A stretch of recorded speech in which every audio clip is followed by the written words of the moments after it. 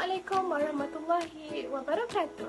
Saya Nur Fatih Sabrina binti Syahrazdi, nombor matrik 422-3981. Pada hari ini, saya akan membicarakan tentang program Sarjana Muda Pendidikan Awal Kanak-kanak atau lebih dikenali sebagai PAKK. Program ini adalah program pendidikan tinggi yang dirancang untuk menyiapkan calon guru atau pendidik yang berkualiti untuk bekerja dengan kanak-kanak prasekolah. Biasanya kanak-kanak yang berusia 3 hingga 6 tahun. Oleh itu, berikut merupakan beberapa informasi umum tentang program ini di negara kita. Yang pertama, pendidikan prasekolah. Program ini fokus pada pengajaran dan pembelajaran untuk kanak-kanak. Ini melibatkan pemahaman tentang perkembangan kanak-kanak dan cara pengajaran yang sesuai untuk kanak-kanak prasekolah. Yang kedua, kualifikasi minimum.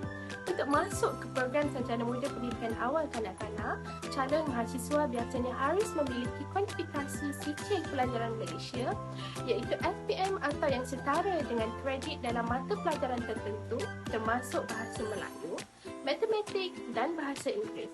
Persyaratan ini berbeza mengikut institusi masing-masing. Yang ketiga, durasi program. Program PAKK biasanya berlangsung selama 3 hingga 4 tahun, bergantung pada institusi dan struktur programnya. Yang keempat, kurikulum. Kurikulum program ini mencakup mata pelajaran seperti psikologi perkembangan kanak-kanak, strategi pengajaran dan pembelajaran, perkembangan kurikulum prasekolah dan praktik pengajar di lembaga pendidikan prasekolah. Seterusnya berkaitan syarat kelayakan.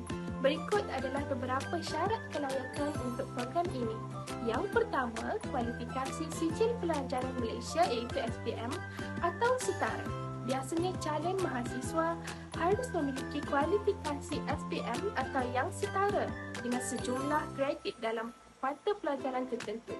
Ini termasuk mata pelajaran wajib seperti bahasa Melayu, matematik dan bahasa Inggeris. Yang kedua, kemampuan bahasa.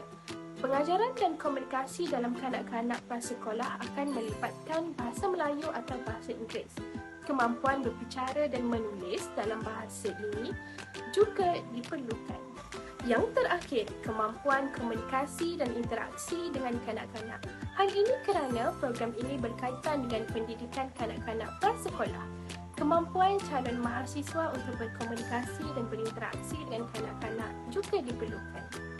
Assalamualaikum, saya Muhammad Adli bin Jeffrey, nombor matrik 422-3003-781 daripada Program Ijazah Pendidikan Awal Kanak-kanak Kor 41. Saya ingin menceritakan tentang tawaran di program daripada kurs Pendidikan Awal Kanak-kanak ini. Program ini sesuai bagi pelajar yang ingin mempelajari tentang bidang sosiologi dan psikologi pendidikan awal kanak-kanak. Pelatih akan diberikan latihan asas yang baik secara teori dan praktikal bagi menyediakan pelatih menjadi tenaga pelajar yang berkualiti. Selain itu juga dalam bidang ini ia mempunyai bantuan keuangan seperti bantuan daripada organisasi ataupun syarikat swasta. Sesetengah organisasi, yayasan ataupun syarikat swasta mungkin menawarkan beasiswa ataupun bantuan pendidikan kepada pelajar yang memenuhi kriteria yang telah ditetapkan oleh mereka. Sekian, terima kasih daripada saya Adli bin Jeffrey. Assalamualaikum warahmatullahi wabarakatuh. Saya Wan Adriana Umara binti Wan Azhar akan menceritakan tentang kebaikan khusus pengajian awal kanak-kanak ataupun dikenali sebagai PAKK. Kebaikan khusus PAKK yang pertama ialah belajar tentang tonggak perkembangan. Mempelajari pendidikan awal kanak-kanak akan membolehkan kita mengetahui dan memahami semua perkembangan penting mereka dari lahir sehinggalah mereka berumur 5 hingga 6 tahun. Perkembangan pada tahun-tahun ini adalah perkembangan yang penting bagi kanak-kanak di mana mereka semua akan mempelajari apa yang mereka perlukan untuk berfungsi sebagai seorang manusia.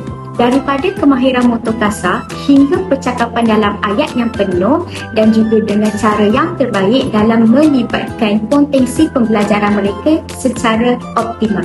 Yang kedua, mengetahui alat pembelajaran tertentu. Kanak-kanak di peringkat perkembangan memerlukan pembelajaran yang berbeza untuk membantu mereka mencorakkan pembelajaran pendidikan awal kanak-kanak secara menarik. Dan selain itu, membantu kita mempelajari teknik dan alatan yang bersesuaian dengan peringkat perkembangan dan gaya pembelajaran yang terkini.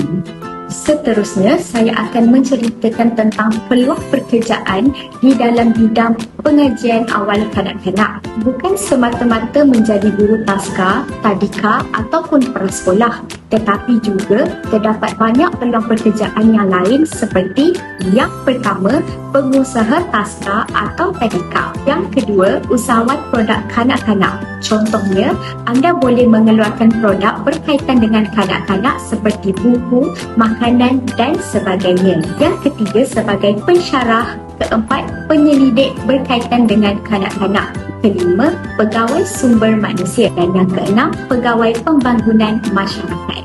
Itu sahaja daripada kumpulan kami. Semoga video ini memberikan manfaat kepada anda di luar sana. Sekian, terima kasih.